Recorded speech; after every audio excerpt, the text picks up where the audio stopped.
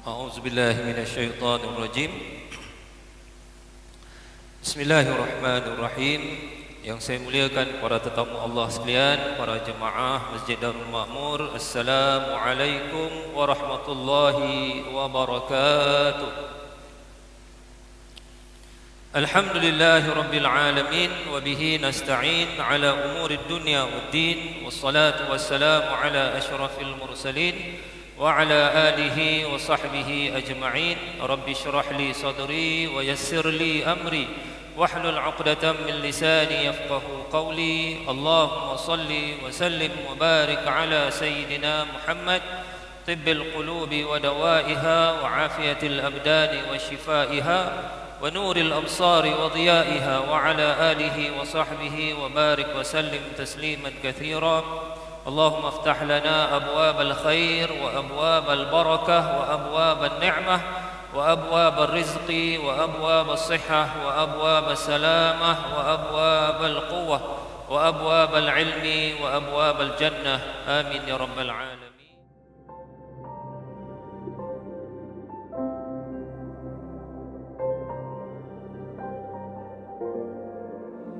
Perkara yang Rasulullah nak tunjukkan kepada kita, kita berpuasa 10 Muharram ni para jemaah, kerana Rasulullah melihatkan kaum Bani Israel berpuasa di Madinah.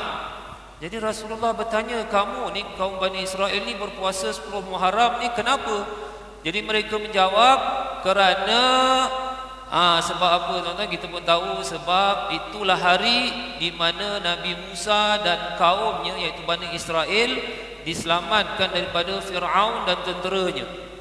Jadi Bani Israel, Nabi Musa AS diselamatkan daripada Fir'aun dan tentera yang tenggelam. Fir'aun kita lihat ketika lautan dibelah dua, Kataudil Azim, makna Al-Quran kata seperti gunung yang tinggi sekali, dibelah. Itu pun Fir'aun tak nak beriman juga, sehingga ditenggelamkan habis.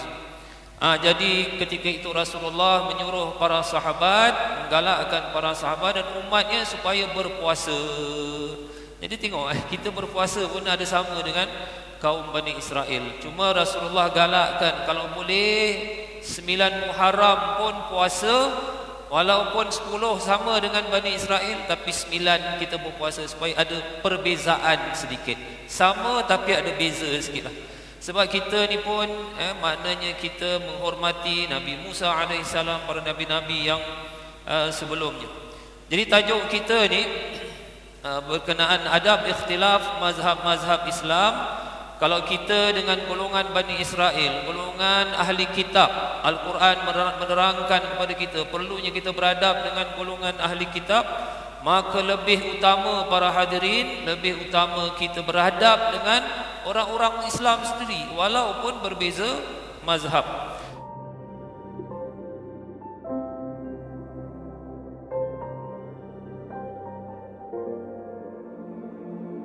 Adab ni para jemaah, maknanya kalau nak diringkaskan, mungkin orang tanya apa beza adab dengan akhlak. Akhlak ni perkara umum, adab ni perkara khusus. Akhlak ni benda-benda yang tidak berubah, maknanya berlaku ihsan, berlaku rahmat, kasih sayang, tolong menolong, hormat menghormati, berlaku adil. Ini akhlak, berbentuk umum, dia macam gitu. Tapi adab ni para jemaah, adab ni cara melaksanakan akhlak.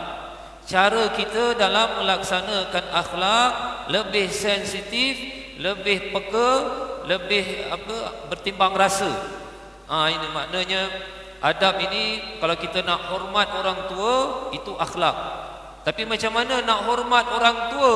Ini perlu kepada adab. Sebab masyarakat kita, Melayu kita, ada cara menghormati orang tua. Orang Arab pula, orang-orang Barat ada cara menghormati orang tua. Kita alhamdulillah, sampaikan ada orang luar negeri pun dia heran tengok kita orang Melayu.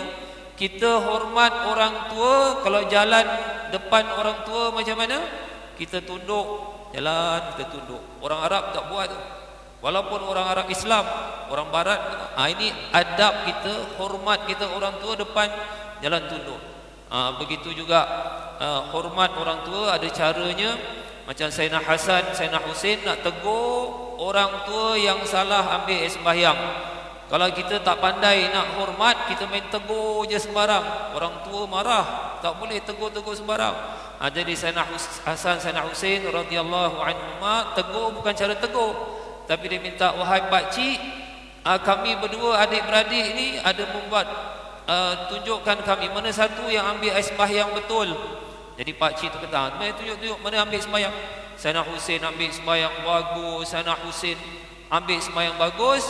Akhirnya pak cik tu yang rasa aku yang ambil sembahyang tak bagus. Makna cara menasihati dengan penuh rasa hormat, tak rasa yang pak cik tu dinasihati. Jadi adab ni para jemaah, cara melaksanakan akhlak. Siapa yang tak ada adab, dengan sendirinya dia tak ada akhlak. Orang yang tak ada adab dengan orang tua, tak ada adab dengan orang lain, dengan sendiri tak ada akhlak. Jadi adab ini perlu dalam melaksanakan akhlak.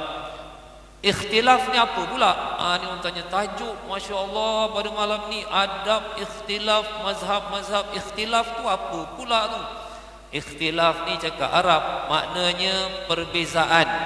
Khilafiyah, kalau kita mungkin lebih faham khilafiyah, tapi Arab ikhtilaf ni perbezaan pandangan, perbezaan kumpulan-kumpulan Islam. Pasal umat Islam hari ini tuan-tuan, macam-macam mazhab, macam-macam kumpulan semakin beranak pinak kumpulan-kumpulan Islam ni. Ada yang bagus, ada yang jadi kumpulan pelampau pula, macam ISIS dan sebagainya. Jadi macam mana kita nak berdepan dengan perbezaan kumpulan-kumpulan Islam? Jadi itu ikhtilaf ni perbezaan, ada perbezaan mazhab. Mazhab ni maknanya para jemaah, ini mungkin banyak orang tanya, apa tu pula mazhab? Mazhab ni cakap Arab maknanya secara ringkas saya sebut di sini untuk mudah hafal. Mazhab ialah madrasah pemikiran, aliran pemikiran seorang alim atau segolongan ulama. Saya ulang, ini paling senang nak faham makna mazhab. Mazhab ni satu madrasah, aliran pemikiran seorang ulama. Contohnya kalau mazhab Syafi'i, suatu madrasah yang mana membawa pemikiran aliran pemikiran Imam Syafi'i. Kalau mazhab ahli sunnah wal jamaah, ini golongan besar, maknanya satu madrasah yang membawa pemikiran segolongan ulama yang dipanggil ahli sunnah wal jamaah. Dan tuan-tuan, jadi adab ikhtilaf mazhab-mazhab dalam Islam, iaitu cara kita dalam menghormati, dalam kita bersama-sama perbezaan pandangan, perbezaan kumpulan-kumpulan Islam mazhab dalam Islam.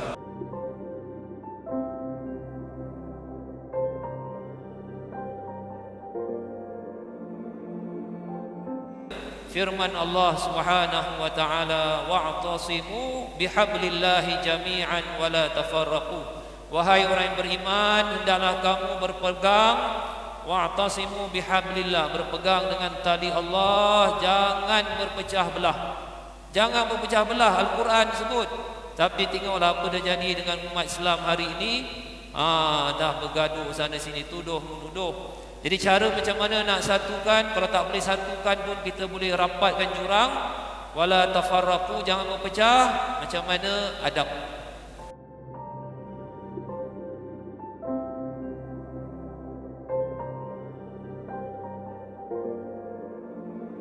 Pandangan yang tidak boleh diterima kalau dia tak ada dalil. Langsung tak ada dalil. Awak mengatakan laki-laki boleh dengan laki-laki, perempuan dengan perempuan boleh kahwin. Apa dalil? Alah, dalil kan zaman dah berubah. Dulu lain, sekarang lain. Macam lagu tu jadi ini dalil apa pula ni? Dulu lain dalil. Tak boleh terima. Ini orang sekarang banyak orang. Sampai ada satu orang ni dia minta carilah dalil Al-Quran membolehkan laki-laki dengan laki-laki. Mana ada Quran yang disebut? Jadi mazmum, mana ni perbezaan ataupun perbezaan yang tidak boleh diterima kalau sekiranya tak ada dalil langsung, malahan dalil menentang. Dan satu lagi antara khilaf perbezaan pandangan yang tak boleh diterima daripada dalil dia apa tuan-tuan? Dalil dia kebencian. Apa salah awak kata ni haram? Sebab saya tak sukalah ni kumpulan Islam ni, tak betul. Saya nak dalil. Yalah, dalil saya benci dia. Mana boleh macam gitu? Saya nak dalil.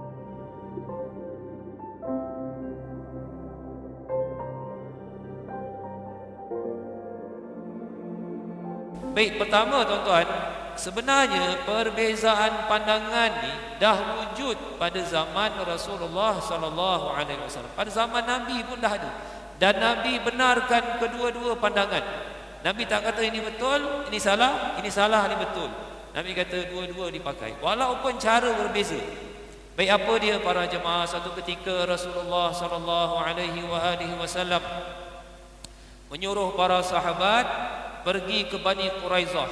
Nabi berkata, la yusalliyanna ahadun al-asra illa fi Bani Quraizah. Kamu semua pergi ke Bani Quraizah dan jangan sembahyang asar melainkan di Bani Quraizah. Apa dia tuan-tuan? Jangan sembahyang asar melainkan di Bani Quraizah. Bani Quraizah ni satu kaum Bani Israel.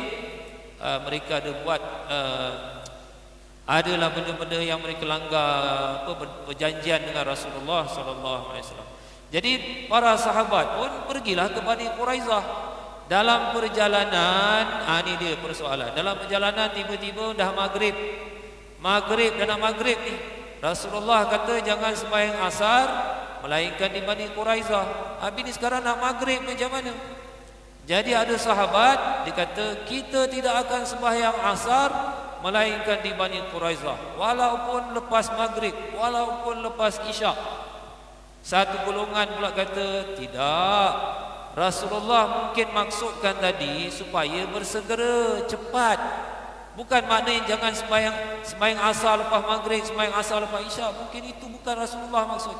Jadi ada satu golongan belum sampai Bani Quraizah dia dah sembahyang asar pasal dah nak maghrib. Yang satu golongan dia sembahyang asar lepas maghrib. Ada yang sembahyang asar lepas isyak. Jadi lepas itu dua-dua golongan ni ketika balik berjumpa Rasulullah sallallahu alaihi wasallam, mereka berkata, ya Rasulullah, kita waktu nak sampai Bani Quraizah maghrib pun dah nak masuk. Ada yang sembahyang sebelum sampai Bani Quraizah, ada yang sampai Bani Quraizah lepas maghrib lepas isyak. Nabi diamkan saja. Mana Nabi benarkan kedua-dua para hadirin. Maknanya apa para jemaah? Berbeza memahami hadis Rasulullah dah berlaku pada zaman Rasulullah dan Nabi membenarkan kedua-dua. Yang pertama dia ikut Nabi buat jangan sembahyang asar melainkan di Bani Quraizah. Dia sembahyang juga tapi lepas isyak. Yang satu dia faham lain, dia kata Rasulullah maksudkan tu bukan makna betul-betul macam itu tapi nak bersegera. Jadi mereka sembahyang asar di tengah jalan, belum sampai Bani Quraizah. Jadi satu menggunakan dalil khusus hadis Nabi, yang satu lagi menggunakan dalil umum. Apa dia pula dalil umum dia? Dalil umum dia Al-Quran. Dalil umum dia apa tuan-tuan? Al-Quran. Innas salata kanat 'alal mu'minina kitaban mawquta. Kita sembahyang ni ada time. Zuhur ada time, asar ada time, maghrib semua ada time. Jadi kalau kita sembahyang asar lepas maghrib, lepas isyak, ini bukan asar namanya, ini qada. Jadi tak mungkin Rasulullah suruh sembahyang asar waktu maghrib. Jadi satu menggunakan dalil umum, yang satu menggunakan dalil khusus. Dan ini yang kita akan lihat nanti, ulama-ulama berbeza pandangan, yang ada gunakan dalil khusus, yang ada gunakan dalil umum. Itu sebab saya keterangkan makna dalil ni makna luas. Maknanya luas. Dan saya akan terangkan apa pula yang ada sampai sekarang ada orang guna dalil umum, dalil khusus, nanti saya akan terangkan. Jadi telah wujud pada zaman Rasulullah perbezaan pendapat. Ini Rasulullah benar. Jadi di sini pengajarannya tuan-tuan, para hadirin rahimakumullah. Apa pengajaran dia? Pengajaran dia ialah pertama, sunnah Nabi ni tak boleh difahami hanya dengan perbuatan Nabi. Sunnah Rasulullah sallallahu alaihi wasallam tak boleh difahami hanya dengan hadis Nabi. Sunnah Nabi ni kena faham keseluruhan ajaran Rasulullah sallallahu alaihi wasallam. Ini kena faham. Makna sunnah apa? Sunnah tak boleh difahami hanya dengan perbuatan Nabi. Sunnah Nabi tak boleh difahami hanya dengan hadis Nabi. Sunnah Rasulullah perlu difahami dengan keseluruhan ajaran Rasulullah sallallahu alaihi wasallam. Macam tadilah sahabat yang faham dalil umum. Mana boleh sembahyang asar lepas maghrib? Itu qada namanya.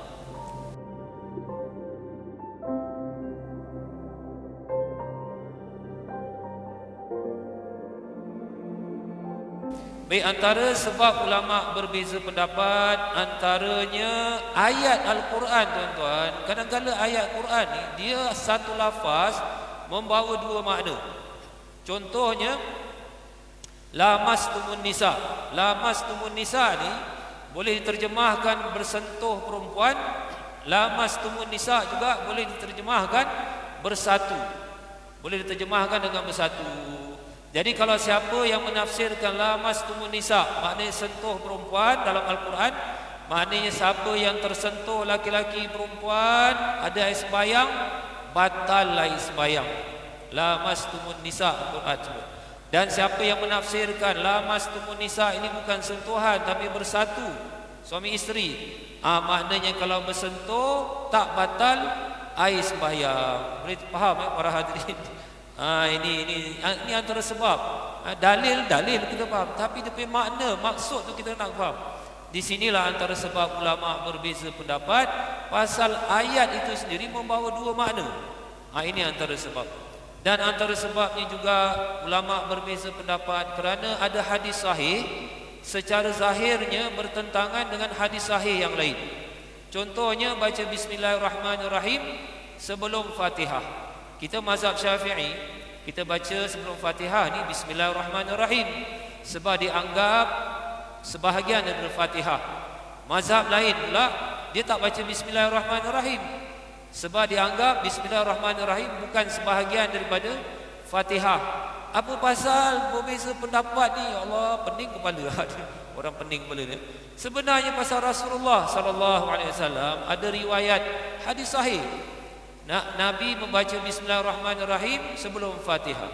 Ada riwayat sahih juga Rasulullah tak baca bismillahirrahmanirrahim sebelum Fatihah. Alamak, macam manalah ni?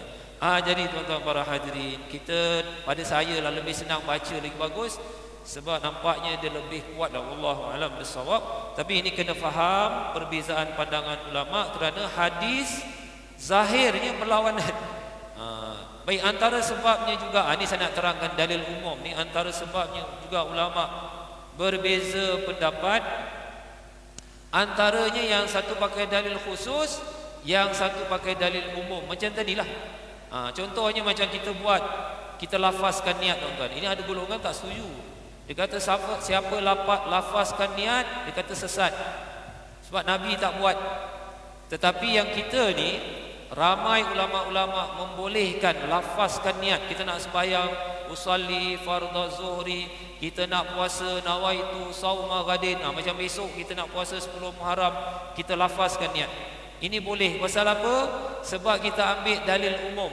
Apa tuan-tuan? Kita ambil dalil umum pasal Nabi pernah lafazkan niat haji. Labbaik Allahumma al-hajj. Rasulullah pernah niatkan untuk melakukan haji, lafazkan. Dan Rasulullah nak puasa sunat pun pernah lafazkan. Pada satu ketika Nabi tak ada makanan pagi, Nabi lafazkan, hari ini saya berpuasa. Nabi lafazkan. Jadi pada dalil-dalil umum ini menunjukkan kita boleh lafazkan niat ketika sembahyang. Kita nak lafazkan niat apa untuk buat amalan ibadah, kita lafazkan. Usalli fardhu zuhri, usalli fardhu asri, lafazkan. Ini pakai dalil umum. Antaranya juga sedekah Fatihah kepada orang dah meninggal. Kita sedekahkan Fatihah orang meninggal, kita pakai dalil umum. Makna dalil umum ni para jemaah, di mana Rasulullah, mana kalau kita badalkan haji, kita badalkan haji orang dah meninggal sampai. Kalau kita sedekahkan untuk orang dah meninggal sampai. Kita nak puasakan mak bapak kita, puasa tak, kita puasakan sampai. Jadi pada sini sudah tentu insya-Allah sedekahkan Fatihah sampai. Tapi ada orang kata tak boleh, tak ada dalil. Kita kena dalil umum lah. Gitu tuan-tuan para hadirin. Jadi dalil umum dalil khusus. Tapi pada saya insya-Allah lah sampai juga, mudah-mudahan, amin ya rabbal alamin. Dan satu lagi, kadang-kadang tempat dan keadaan berbeza, ini pun juga bertimbul fatwa, fatwa berbeza. Macam zakat fitrah, tuan-tuan, kita bayar zakat fitrah ni pakai duit. Kalau mazhab Syafi'i tak kena pakai ni, kalau pakai beras, pakai, kalau ada kambing kasih kambing. Tapi masalah kalau nak kasih kambing zakat fitrah ke apa, ini apa, kasih beras ke apa ni, kambing ni untuk zakat ni lah, zakat biasa. Kasih beras. Muiz pula mana nak taruh beras banyak-banyak tu, nak cari storage pun tak ada. Jadi sekarang ni zakat fitrah kita pakai duit saja sebab keadaan berbeza. Dan kadang-kadang perbezaan orang pun timbul fatwa yang berbeza juga. Jadi banyak sebab-sebab berbeza inilah mazhab.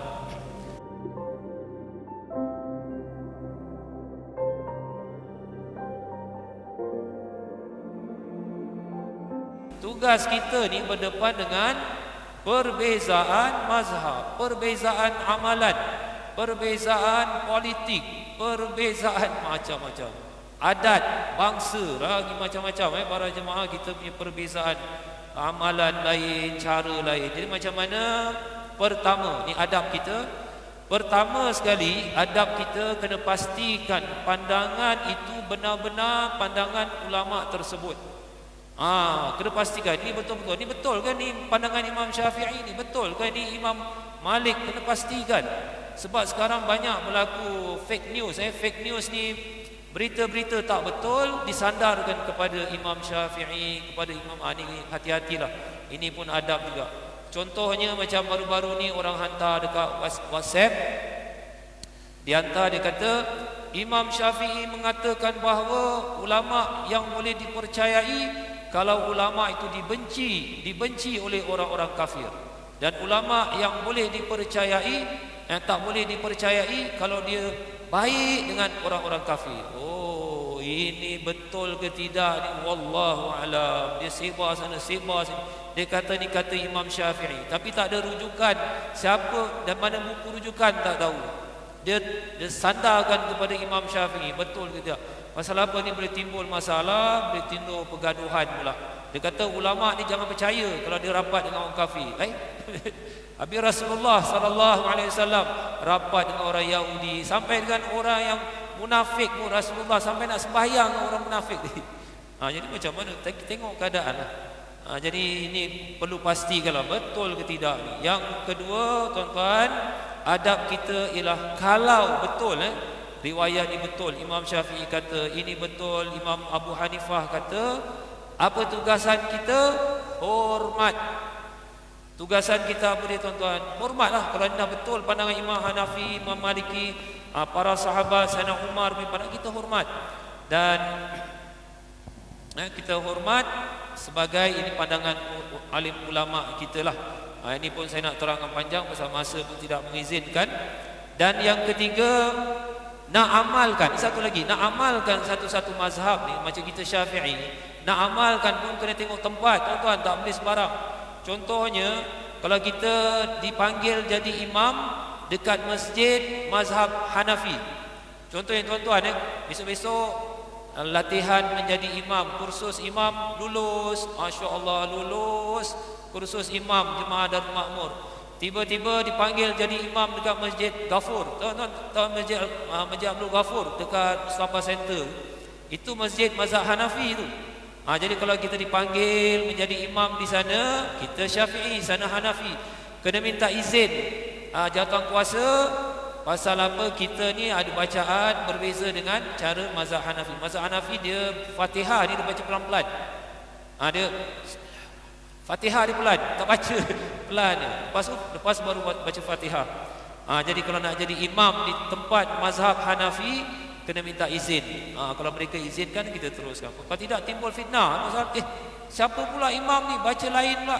Sekali tengok, alamak, imam ni mazhab Syafi'i, makmum orang India, orang Bangladesh, banyak yang Hanafi kata. Jadi kena tengok tempat. Dan satu lagi, adab kita juga tak boleh tuduh sesat kalau ulama berbeza fatwa. Ulama berbeza fatwa, Singapura fatwa lain, Malaysia fatwa lain, Australia, masing-masing ada sebab. sebabnya keadaan dan sebagainya. Jadi kita tak boleh ingkar ulama berbeza fatwa. La yunkirul umur al-ijtihadiyah. Kita tak boleh menganggap ulama berbeza fatwa ni sebagai perkara mungkar.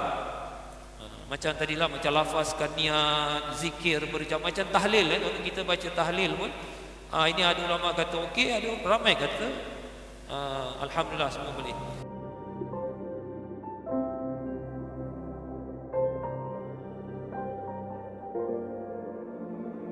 Pertama iaitu kena taat dan beradab.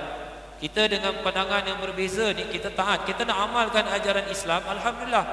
Tapi kena beradab. Beradab ni maknanya kena tengok tempat yang kita nak ibadah tu, sebab kadang-kadang tempat tu berbeza.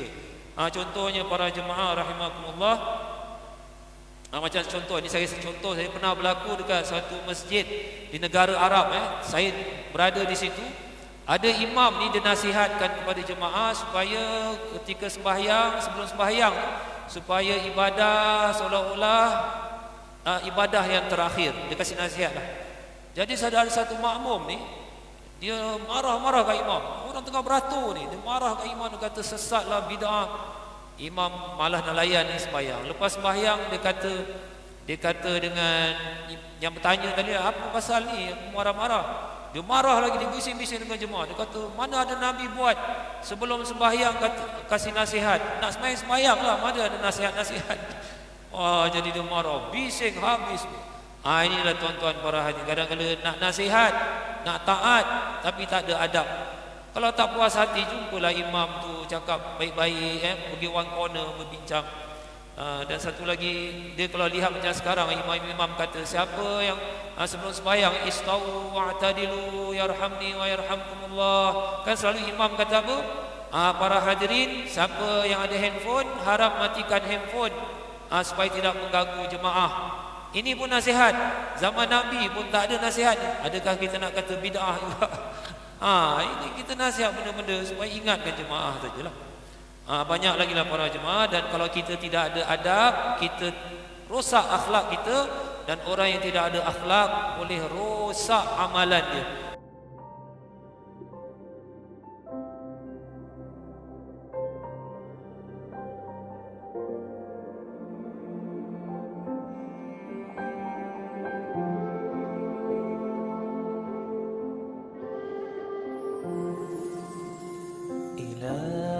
إلهي لست للفردوس أهلا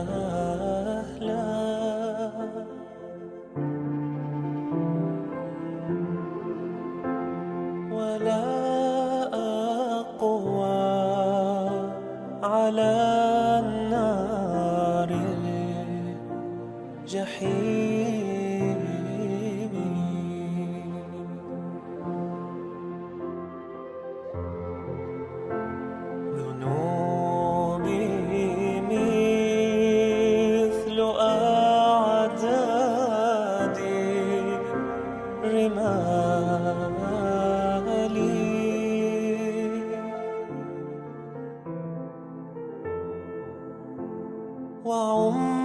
وعمري ناقص كيف احتمالي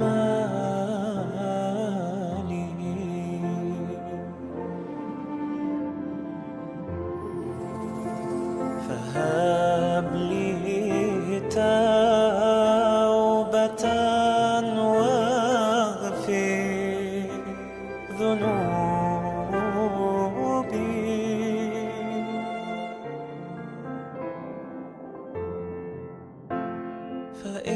فإنك غافر الذنب العظيم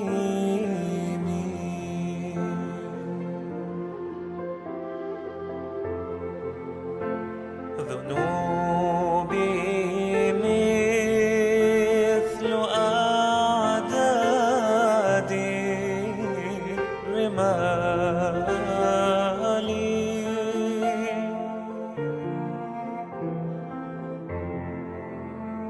فهب لي توبة